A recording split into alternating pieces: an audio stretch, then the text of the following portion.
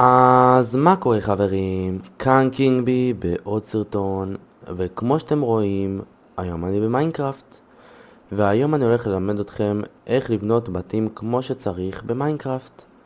אז אם אתם רוצים לתמוך בי, אני מאוד אשמח אם תיתנו בלייק ותירשמו כמנוי לערוץ. תודה על התמיכה. אז יאללה, בואו נתחיל בסרטון. אז כן חברים, בואו נתחיל. דבר ראשון, כמו שאתם רואים, הכנתי לנו פה בית בתור דוגמה. כתוב פה בית של קינגבי כמו שאתם רואים. בואו ניכנס. הכנו פה רצפה עם מלא קישוטים, בניות, חדר של עבודות ותיבות, חדר שינה כזה. אבל זה בית קטן יותר למי שפחות רוצה לבנות בתים גדולים. כמובן אתם גם יכולים לבנות את הבית גדול יותר אם אתם רוצים. אז יאללה, בואו נתחיל עם הדבר הראשון. אוקיי, הדבר הראשון הוא שילובי בלוקים. בעצם לכל בית אתם צריכים אם אתם רוצים להוסיף או לרצפה או לקירות, אתם יכולים להוסיף לו שילובי בלוקים, שכמו שאתם רואים בקיר הזה, זה נראה ממש יפה ופחות מוזר מאשר נגיד לשים סתם נגיד. בואו ניקח בלוק רנדומלי, לשים בית שכל הקיר שלו הוא ככה. זה גם נראה יפה, אבל לפי דעתי יהיה לכם הרבה יותר יפה אם תעשו כאלו או כאלו, כי שילובי בלוקים. ובואו נראה את השילובי בלוקים שאני ממליץ. אני ממליץ לכם, יש פה שילובי בלוקים שמצאתי שמאוד יכולים להתאים, שזה אם אתם נגיד בונים בית כזה שנראה לכם כזה, שאתם רוצים לעשות אותו כזה בוצי כזה את הקירות, אז אתם שמים נגיד קירות כאלו שיכולות, שכמו שאתם רואים זה די משתלב ביחד. אז כן, בואו נראה מה עוד יש לנו. יש לנו גם את הטף, שכמו שראיתם שמנו פה מלא בלוקים של טף כזה שיראה יפה בשילוב של בלוקים.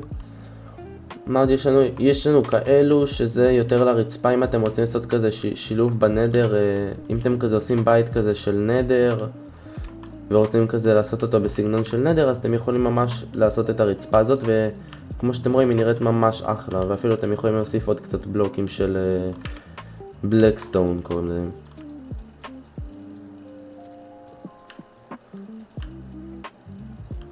ויש לכם את זה שזה הקיר הזה, שפה רציתי בעצם להראות לכם ששילובי בלוקים לא בהכרח חייבים להיות עם אותו בלוקים שהם כאילו אותם צבע. אתם כאילו יכולים לעשות קירות שהם גם עם צבעים שונים בעצם, רק שהם נראים טוב. אבל נגיד להראות לכם שילוב גרוע, זה נגיד שילוב גרוע מאוד, בגלל שטיפ ממני, אל תשימו בלוקים שהם נראים מלוכלכים כאלה, או שיש להם כזה, כמו שאתם רואים יש פה הרבה כזה לבן כהה ולבן בעיר, אז זה פחות, כי זה נראה כזה יותר מלוכלך ומתאים יותר כזה לרצפה, לפי דעתי. וזה סתם עשיתי כזה, אם אתם רוצים, אם נגיד יש בנות שאוהבות לבנות בתים, אז הן יכולות כזה לבנות שילוב כזה, שזה יכול להיות ממש יפה. אוקיי, לדבר הבא, קישוטים פנימיים. קישוטים פנימיים זה משהו שאתם צריכים מן הסתם בכל בית, ולפי דעתי גם ממש יכול לשדרג לכם את הבית. אז כמו שאתם רואים בתיבה, יש לנו הרבה מאוד קישוטים פנימיים שאתם יכולים לשים, כמו פרחים לדוגמה, אם זה בעציץ או בחוץ, ראשים של ווידר, שבוא נגיד נשים, יש לכם כזה מדף, אתם יכולים לשים את הראש של הווידר, וזה ממש יכול להיות יפה לכם בבית. או לדוגמה אקווריום כמו שראיתם, אז כאילו אתם יכולים לקשט את האקווריום במלפפון ים קוראים לזה, ועצות. יש לכם כזה אייטם פריים שאתם תמיד יכולים לשים אותו כזה כאן עם דיימונד או משהו, והוא רואה גם ממש יפה. או סתם נגיד תשימו כזה מדף של ספרים ותמונות. אוקיי, יש לי שאלה עליכם עכשיו, מה יותר יפה לבית? הדבר הזה או הדבר הזה? אני מניח שעניתם הדבר הזה, וזאת ההמלצה שלי לכם בעצם, שכדאי לכם אם אתם שמים מציצים לשים או קוראים לזה פלאואר רוזליה, או שאתם יכולים לשים קקטוס לפי דעתי. אני ממליץ מאוד רק את שתי אלה, כי זה מראה יותר ביתי. אל תשימו את הדבר הזה פה. ויאללה, בואו נעבור יש פה עוד חלק שפה זה בעצם יצירות חופשיות. מה זה אומר בעצם? זה אומר בעצם נכון כמו הדבר הזה, אז כאילו בבתים אתם יכולים לשים כל מיני דברים קישוטים כאלה שיראו לכם יפים כזה בצד. אז הנה נגיד הכנתי לכם פה ברז שזה נראה כזה, זה הברז כאילו וזה הכיור. יש לכם פה עציץ כזה שאני אוהב לשים בבתים שלי בכל פינה. יש לכם פה גם ספה שאם אתם שואלים איך עשיתי אותה, אז שמתי פה פשוט קרפט ואז שמתי פה כזה וזה נראה כזה כמו כרית. והנה הטלוויזיית נטפליקס שלי. אוקיי, אז אם אתם רוצים לדעת איך להכין את הדגל הזה בעצם כדי לשים אותו כמו הטלוויזיה פה, אז תראו עכשיו. דבר ראשון, אתם צריכים קרפט שחור, 2 צבעים שחורים, 3 צבעים אדומים, והדבר הזה שנקרא לום. עכשיו תיכנסו ללום, שימו את הקרפט השחור, את הבאנר השחור שלכם פה, ותעשו את הקו השמאלי באדום.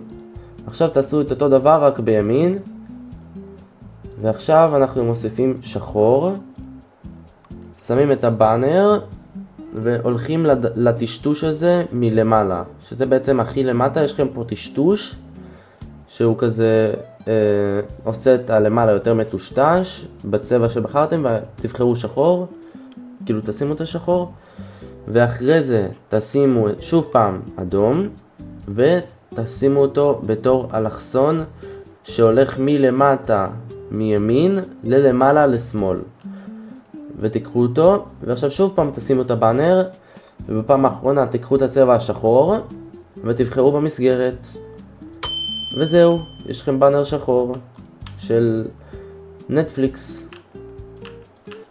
אז יאללה חבר'ה, בואו נעבור לדבר הבא.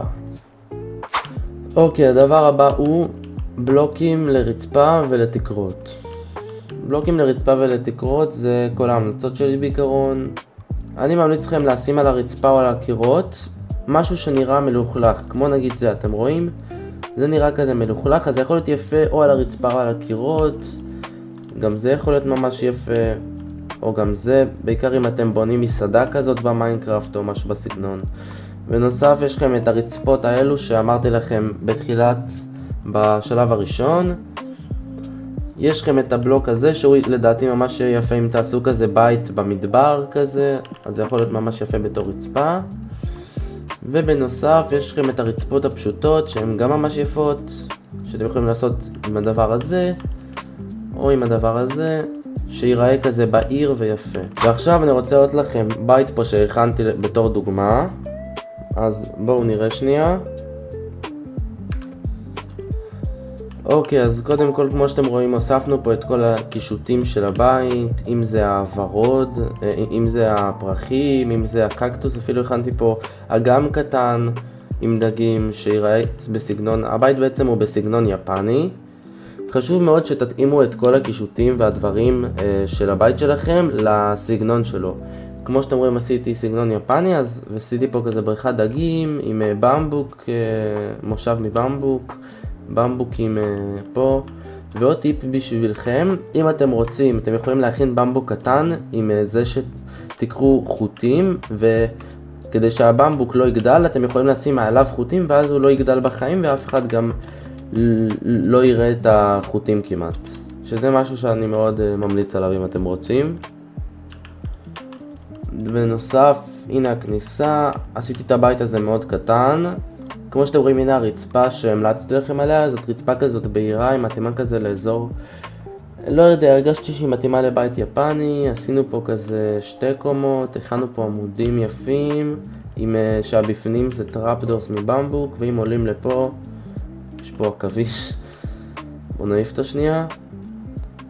יש לכם פה, עשיתי סוג של מושב כזה, ופה בעצם יש לכם נרות ושולחן, וזהו בעיקרון, זה כל הבית. כתוב פה חנות יפנית, כי זה נראה כאילו זה חנות כזה. שמתי פה לנטר, זה עשיתי במשולש, את הגג עשיתי במשולש, כי לא יודע, זה הכי הרגיש לי שמתאים לזה משולש, בגלל שזה כזה יפני. טוב, יאללה חברים, יאללה בוא נעבור לשלב הרביעי.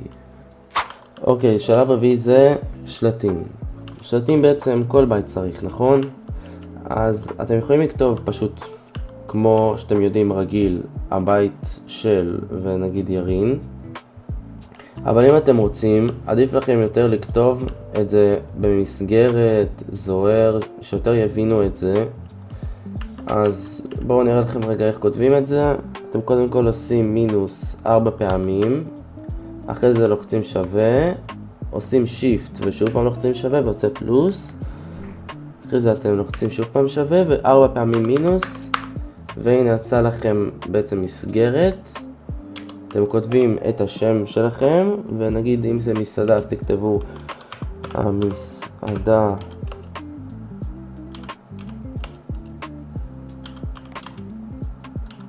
של ירין נגיד,